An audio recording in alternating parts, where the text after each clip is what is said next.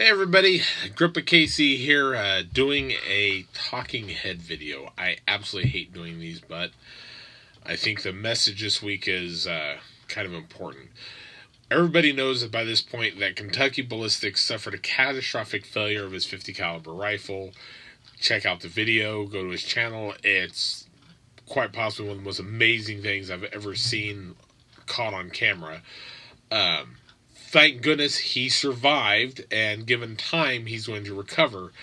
But for the rest of us, and most importantly, the rest of you out there, I wanted to give a warning.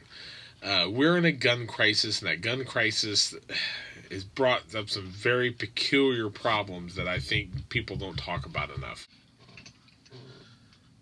You all know that we are over a year in an ammunition crisis. We have too many mouths to feed, not enough ammunition to go around.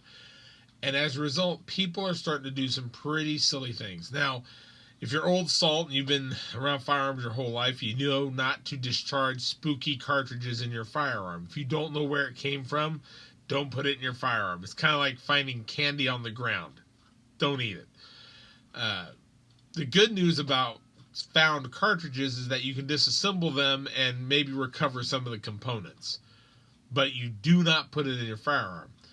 Now, this also kind of comes up in specialty ammunition, stuff that you maybe wouldn't normally find at the shelves in Walmart, armor-piercing incendiary, Roffish rounds, things like that.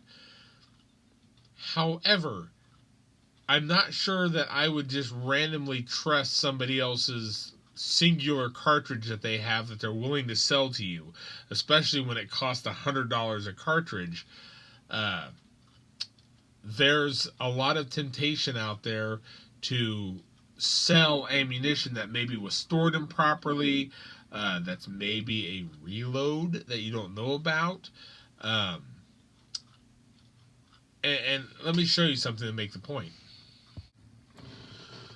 When you own a really cool weapon that has very cool ammunition out there for it, you become tempted to start collecting exotic ammunition.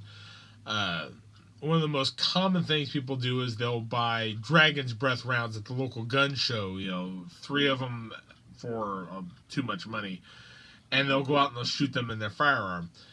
This is dangerous because usually the source of these Dragon Breath rounds is suspect at best. Also, they tend to ruin your firearm.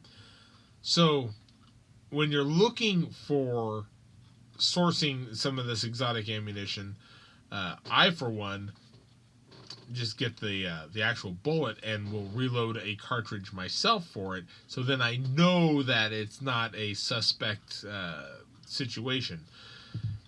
A lot of people, though, they'll go out and they'll spend that $100 on a cartridge, and they assume because it was expensive, it was a good cartridge. I'm not saying that's what happened at Kentucky Ballistics, but he admitted himself he ignored one of the early warning signs that something was amiss when there was a louder than expected report and a lot of muzzle flash on one of the rounds that he fired. Just be careful where you're getting ammunition from. I want everybody to go out, have a good time, be safe, perfect your skills. Goodness knows when you might need them. And if you're going to dabble in exotics, be very careful about where you're sourcing your stuff from. Don't buy spooky cartridges from spooky sources. This is Agrippa KC saying, first of all, Kentucky Ballistics, thank you for everything you do. I wish you a speedy recovery. And everybody else, be safe out there and to try not to make any multi-$1,000 mistakes.